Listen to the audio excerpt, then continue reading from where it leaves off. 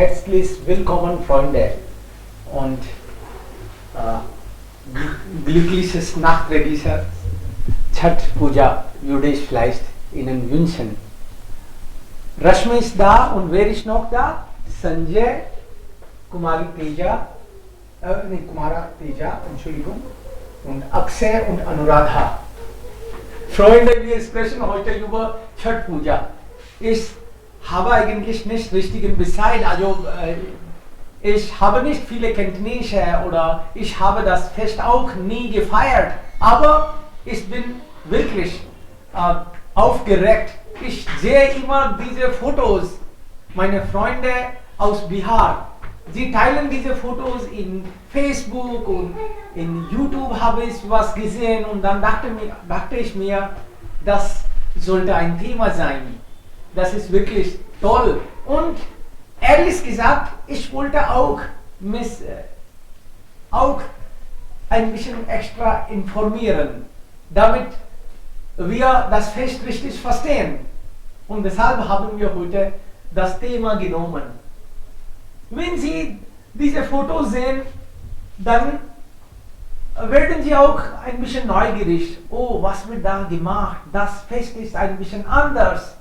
Und es ist auch interessant, in diesen Fotos sehen Sie meistens Frauen.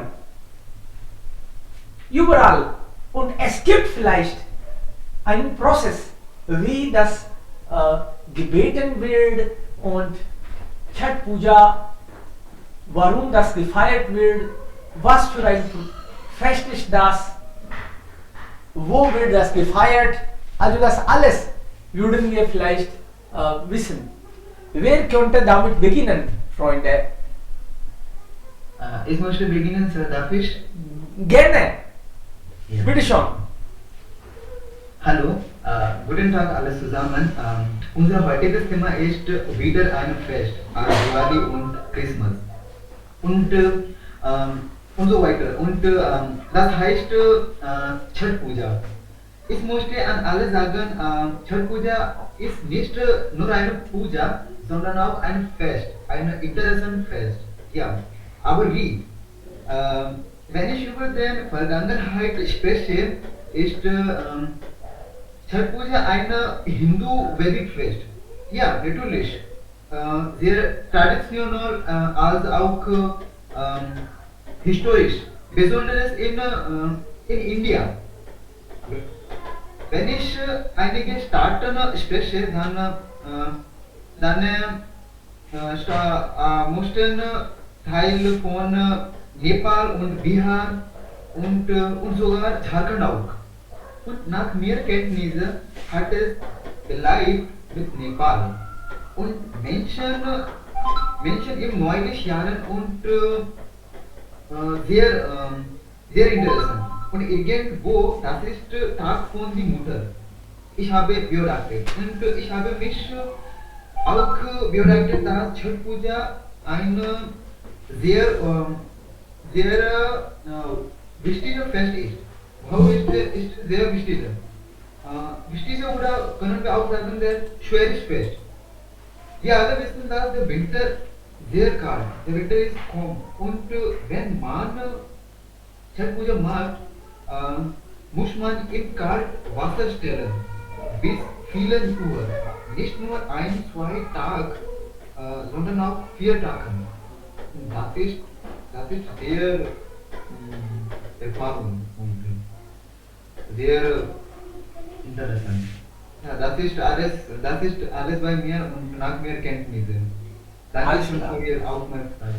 Sehr schön. Also wir hören auch von vielen anderen Freunden. Antesh ist vielleicht da dran. Dann, also Bihar, Nepal, Jharkhand, das ist dann und auch dann ein Teil von Uttar Pradesh. Da wird das hauptsächlich gefeiert.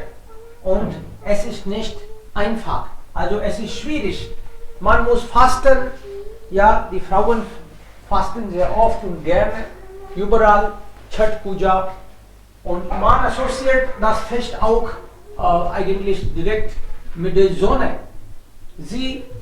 Wenn Sie hier sehen, also es gibt Sonne da. da die Sonne eigentlich Ja, guten Tag Sehr- alle, hallo zusammen. Chhath Puja ist ein Hinduism fest. This fest fired Northern Indian. This fest ist Jonas fasted. This fest fired Swedish when we attack site fire. In this fest, Heilis Baden fast Langschweit steht in dem Wasser. Alle Arten Parjon feiern. Die Fest Chhath Puja feiert zweimal im Jahre. Erste Mal Chaitra und zweites Mal Kartika. Dies Fest feiert, weil Familie Glück Wohnstand bekommen. Frau und Mann feiern gleich. Viele Gäste haben auf Chhath Puja. Danach Diwali, dieses Fest beginnen. Stark mögen Weißsalz, Butterfeld, gemacht Reis und Kürbis essen. Morgen hat Fest beginnen. Dieses Fest ist nicht genau Lach und schwer. Danke.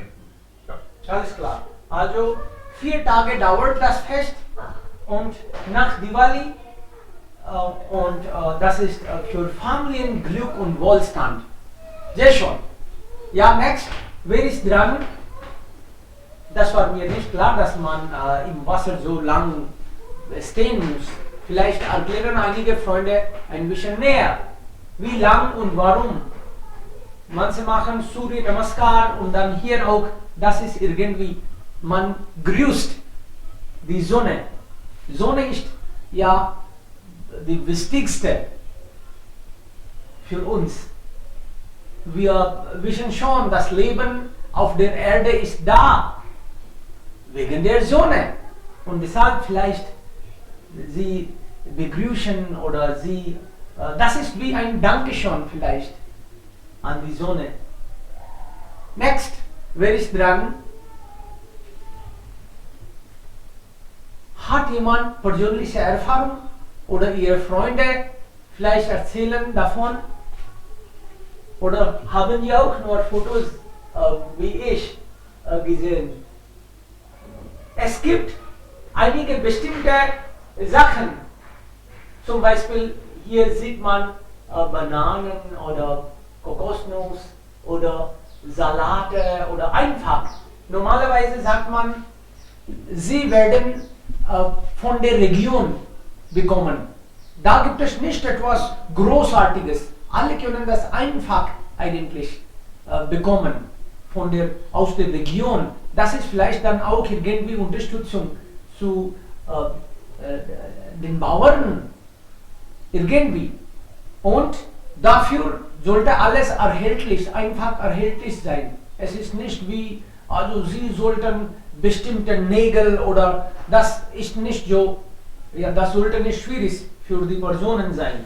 So, das ist einfach, es gibt einfache Sachen, die überall erhältlich sind, aber dann muss man darauf vielleicht achten, dass sie sauber und dann, ja, sie legen viel Wert auf Sauberkeit und auch bestimmte andere Sachen.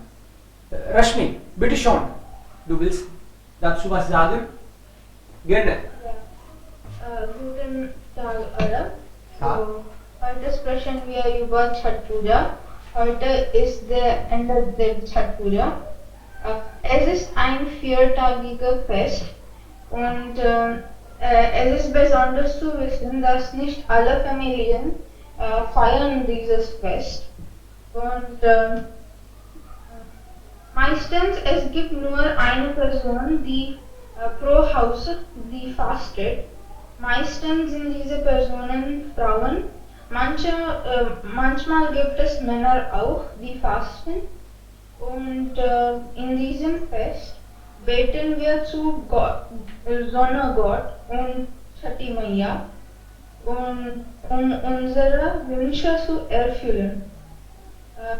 Es gibt, jetzt spreche ich über die 4 Tage und was man macht in diese 4 Tage. Der erste Tag heißt Nahai und in diesem Tag, in diesem Tag isst man Kaddu Bhat und danach beginnt der Fasten. Der zweite Tag heißt Kharna. Und die Person, die fastet, müsste ganzes Tag fasten und sie müssen kein Wasser trinken oder nichts essen. Die fastende Person macht Thekwa und alle Dinge, die man braucht für die nächste Tag. Die nächste Tag heißt Sanjya und die Menschen, die nicht fasten, sie gehen und dekorieren der Meer oder Fluss. Meistens ist es am Meer gefeiert, weil das Wasser ist nicht fließig und manchmal ist es auch in einem Fluss gefeiert.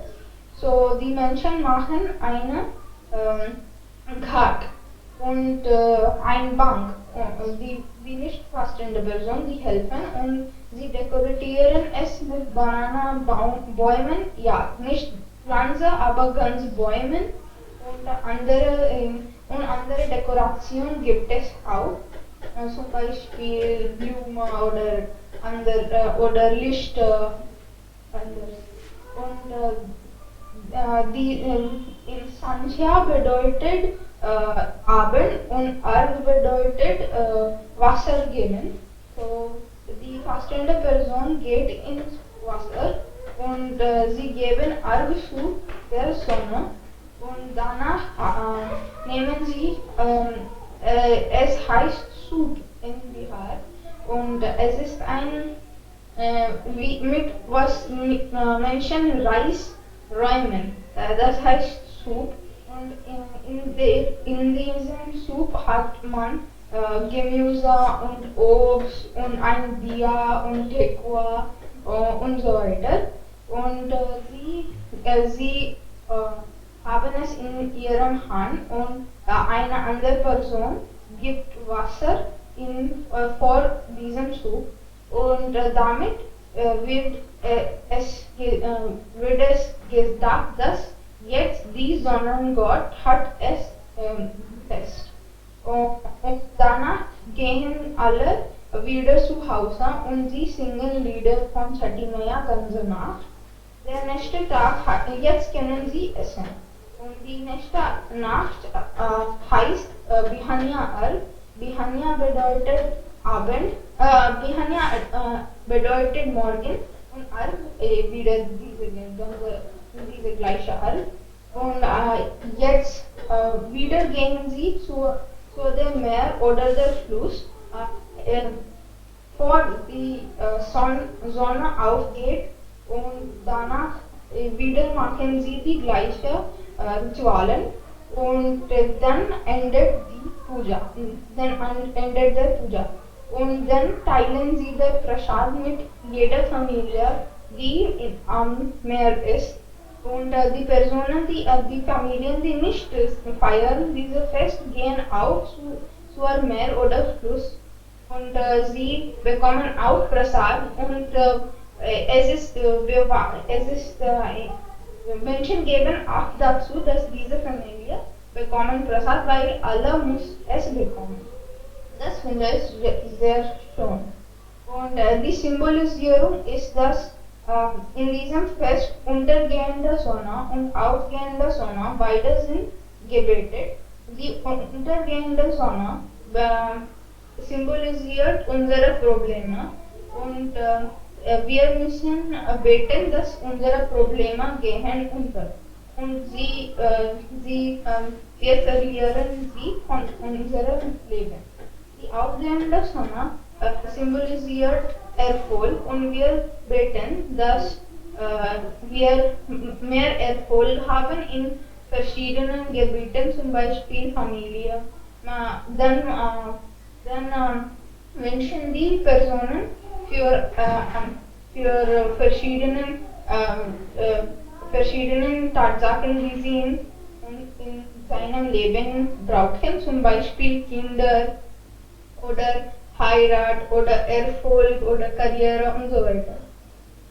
Es ist auch ein Symbol von sozialer Einheit, weil die Soup, das ist über das Soup geredet habe. Das Soup ist dieses Tatsache, die hier im ersten Bild steht.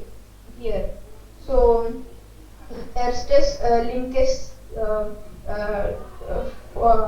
Bild. Und es wird von Personen von die untere Jati, untere Kaste gemacht. Wenn wir in Kastismus glauben, dann die untere Kasten und damit sie auch verdienen kann in der ganzen Jahr. Und dann Menschen kaufen Gemüse und Obst von Gemüse und Obstverkäufer und ja wieder von Personen, die nicht gute finanzielle Bedingungen haben und so weiter. Damit jede Person in einem Gesellschaft verdienen kann. Deshalb ist dieses Fest sehr wichtig. Und jetzt spreche ich über, es gibt manche Arten von diesem Fasten. Zum Beispiel in meinem Mutterdorf wird fasten die Menschen nicht den ganzen Tag. Sie fasten, aber sie können essen. Und sie können die Süßigkeiten essen und nicht etwas mit Salz. Aber in meisten Fällen essen die Menschen gar nicht. Und ich verstehe, wenn man etwas isst, weil es ist rund 48 Stunden lang Fast und das ist sehr schwierig für jemanden zu machen, die sehr alt ist. Und wir müssen in sehr kaltem Wasser stehen und spazieren und in der Abend und am Morgen gehen. Deshalb ist es sehr schwierig. Was ich besonders finde, ist, dass Menschen machen es ganz allein und es gibt kein Pandit in diesem Fest. Das ist sehr besonders zu wissen. Es gibt kein Pandit und Menschen machen es ganz allein. Und jetzt teile ich meine persönliche Erfahrung, dass wir sagen hier, dass es ist ein Hindu-Fest, aber es gibt eine Person in meinem Dorf und er war kein Hindu und er hat gewünscht, dass wenn ich eine Tochter bekomme, dann mache ich auch Chat. Und das ist auch etwas, das Menschen machen da. So jemandem, die wünscht, kann es feiern. Und es ist einer der größten Feste von Bihar. Und die Personen mit Bihari Herkunft, andere Orten auch, die nebenliegen. Am Ende wünsche ich alle frohes Chhat Puja. Dankeschön. Sehr schön. Also für Biharis ist das super wichtig. Also das wichtigste Fest, das kann man sagen. Und überall, egal wo sie wohnen, sie feiern da, aber sie versuchen ihre Beste nach Hause zu kommen und da mit allen Familienmitgliedern und im Dorf zusammen zu feiern. So normalerweise am Diwali-Fest machen bei uns die Leute so, dass sie versuchen ihre Beste und dann wollen immer mit der Familie das zusammen feiern. So ist es bei Chhat Puja in Bihar. Und das habe ich ja interessant gefunden, dass ohne Pandit. Das heißt, man kann selbst alles gestalten. Man ist dann also nicht bestimmt. Das ist kein Muss. Oder vielleicht braucht man keinen Pandit. Das ist dann auch irgendwie, würde ich sagen, demokratisch. Alle die ein Pandit nicht leisten können, können das auch einfach feiern. Und dafür dann müssen sie auch kein Geld geben. Alle können nicht Geld geben, dann können sie selbst alles machen. Und Wünsche werden erfüllt. Das ist auch interessant. Und alle haben Träume und Wünsche. Obwohl das ein Hindu-Fest ist und Sanatan-Fest, würde ich sagen. Die Menschen, das ist eigentlich seit ewig uraltes Fest. Man sagt Sita Mata. Also Sita kommt aus der Region Nepal und dann Bihar und diese Region. Also sie hatte auch das gefeiert. So wird es gesagt. Und der Prozess haben wir auch gesehen hier. Also 4-tägiges Fest. Nahai Khai. Also am ersten Tag muss man zuerst baden und dann nur also essen.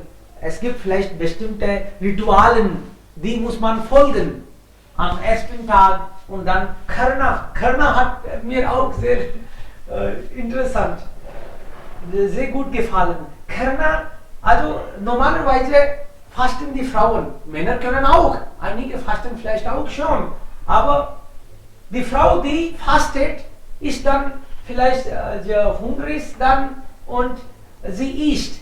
Und wenn sie isst, die anderen glauben, als ob sie Göttin wäre. Sie nehmen sie als Göttin und wenn diese Göttin jetzt was isst, dann lässt sie etwas im Teller und die alle anderen warten. Sie grüßen diese Göttin, sogenannte Göttin, also die Frau, die fastet und das Übrige, was im Teller jetzt liegt, was sie nicht also komplett gegessen hat, wird als Prasad genommen. Das ist auch interessant. Und dann wird das Essen auch nicht also verschwendet. Und dann Sandhya Erk und also Abendgruß und Morgengruß.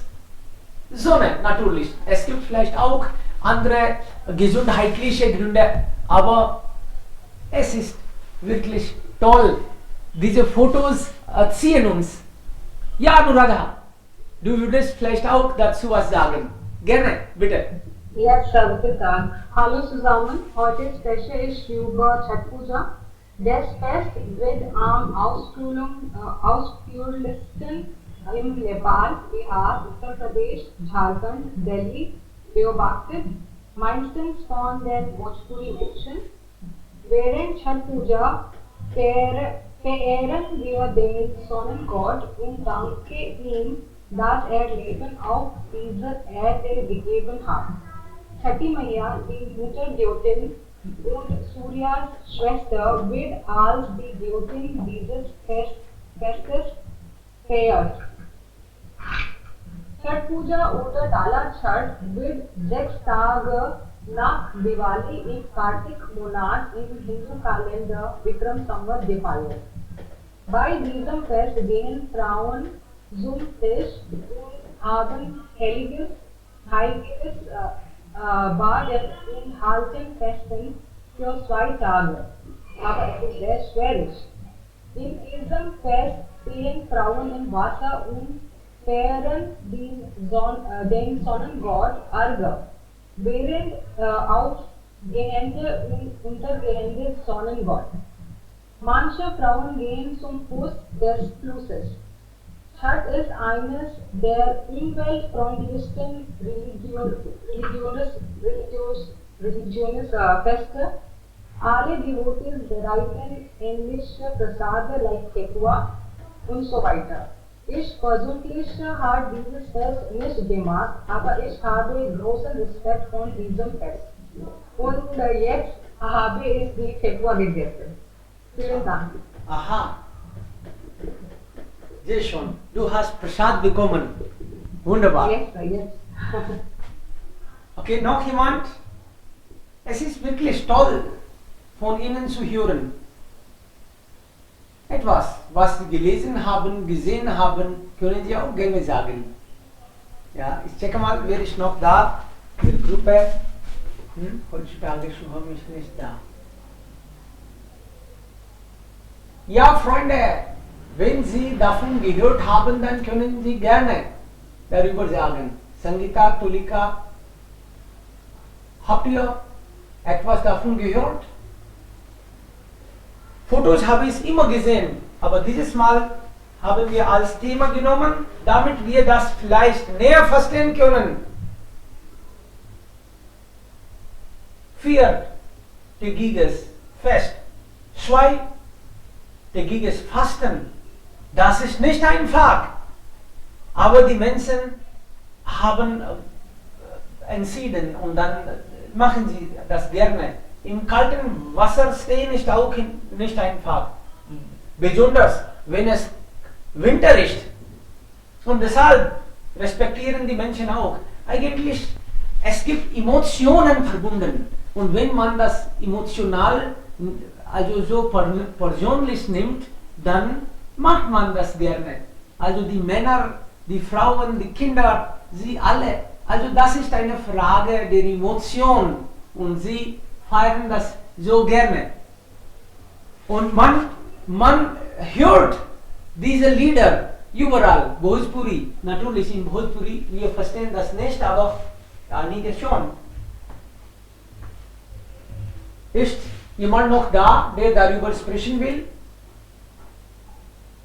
Wenn nicht, dann habe ich auch nicht viel zu sagen heute, besonders. Okay, kein Problem, Freunde. Dann würden wir vielleicht gerne ein bisschen noch informieren nach dem Thema.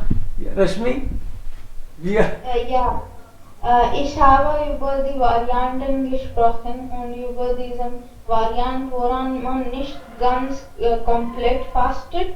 So, es gibt eine Regel, die fastende Person kann essen, aber niemand müssen mit sie reden oder niemand müssen sie rufen, weil sie isst.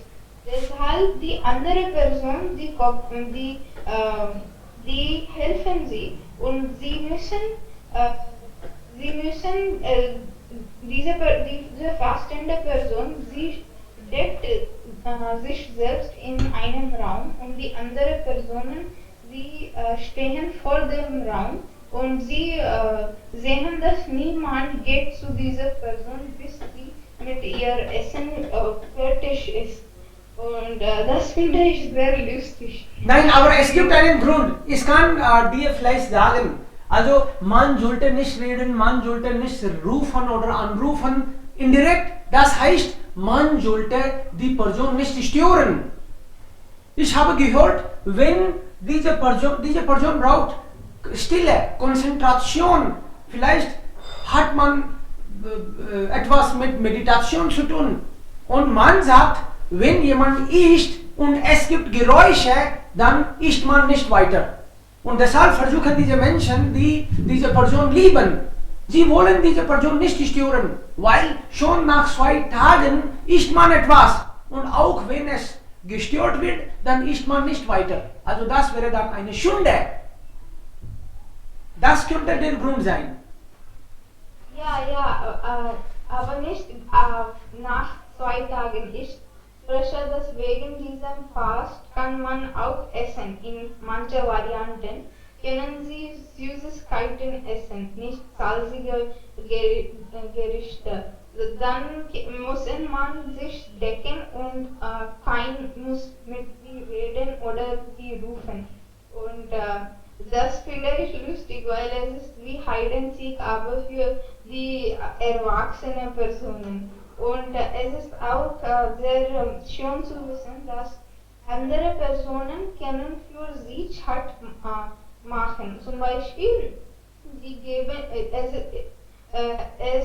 wir nennen es als Soup Dena. So diese Tatsache Soup, das ist sehr wichtig und sie können es zu einer anderen Familie geben und damit, wenn sie beten ins Wasser, sie beten für sie auch und danach sie nehmen ihr Soup und beten es und nach diesem Fest schicken sie es zu ihr Haus.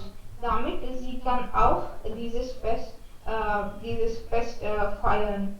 Das finde ich auch sehr schön. Das ist interessant. Also das heißt, Sie wollen irgendwie helfen, dass wenn wir so Soup geben, das heißt, vielleicht wir beten auch für diese Person und dann helfen wir diese vielleicht Träume, diese Wünsche wahrzumachen. Das ist dann auch indirekt emotional Hilfe. Jemand hat vielleicht von etwas geträumt und das sollte jetzt erfüllt werden und die anderen helfen. Sehr schon. Klar. Noch jemand? Sangeeta, hast du auch Idee?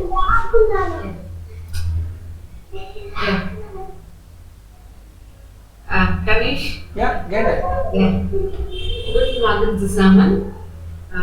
Alle haben viel über das Festival gesagt. Vielen Dank für die Informationen. Ich habe erst erfahren, dass die Chhath Puja ein so großes Fest im Norden ist. Ich habe erst einige Studien gemacht über das Fest. Über das Fest wird 4 Tage lang gefeiert. Es ist das wichtigste Festival in Bihar, in Jharkhand. Und es beginnt 5 Tage nach Diwali. Ich habe gelesen, das Fest ist Lord Surya, der Sonne, gewidmet. Die Menschen bereiten während der Chhath Puja Mahlzeiten zu, indem sie Zwiebeln und Knoblauch vermeiden. Mahlzeiten und Prasad werden jedem angeboten, der nach Hause kommt. Unabhängig von Religion, Kaste, Rasse, Klasse und Gesellschaft. Sowohl Männer als auch Frauen beobachten dieses Fest. Die Leute bereiten Teku aus Weizenmehl, Ghee, Jaggery, Milch und einigen Mengen Trockenfrüchten zu. Dies ist das einzige Fest, bei dem die Sonne verehrt und Arghya dargebracht wird und Prasad gegeben. Und das ist wieder das einzige Fest, das ohne Priester auskommt, denke ich. Außerdem bedeutet Chhath 6, das bedeutet, dass das Festival am 6. Tag des Kartik Monats beginnt. Ich denke, es gibt eine Regel bezüglich dieses Festivals. Wenn eine Familie das ein Jahr aufruht, muss sie es meines Erachtens jedes Jahr fortsetzen. Außerdem müssen sie die Tradition an die Generationen weitergeben. Ich denke, das ist der Grund, dieses Urlaubfest lebt noch. Dankeschön für Ihre Aufmerksamkeit. Bitte schon. Also Freunde, vielen lieben Dank für Ihre Informationen und wir werden noch informieren. Wenn wir eigentlich einige Informationen bekommen, dann wollen wir uns noch informieren. Und Sie haben bestimmt die Interesse geweckt und wir werden noch informieren. Und Freunde, ich habe gedacht, vielleicht können wir für morgen das Thema Praktikum, also während des Praktikums wird manchmal bezahlt, manchmal nicht bezahlt. Es gibt bezahltes Praktikum und unbezahltes Praktikum. Wir nehmen das als Thema, wie eine Debatte vielleicht. Sollte Praktikum bezahlt sein oder unbezahlt? Können wir das Thema nehmen? wenn Sie vielleicht in der neuen Wissenschaft oder etwas machen, dann sollten Sie Praktikum erledigen. Da arbeiten Sie dann bei einer Firma. Und da wird bezahlt. Bei manchen Firmen wird es nicht bezahlt. So, ich teile noch in der... Ja, Sir. Ja. Sollten Sie Praktikum erleben? Sehr wichtiges Thema. Ja, so sollte das bezahlt oder nicht bezahlt werden. Das nehmen wir dann. Und vielen lieben Dank. Wir gucken noch Infos ja, über Chhat Puja und ich wünsche euch auch das Vielen Gleiche. lieben Dank, Sir. Bitte schon. Ja, Vielen Dank. Vielen Dank, Sir. bitte schon. Vielen Dank, Sir.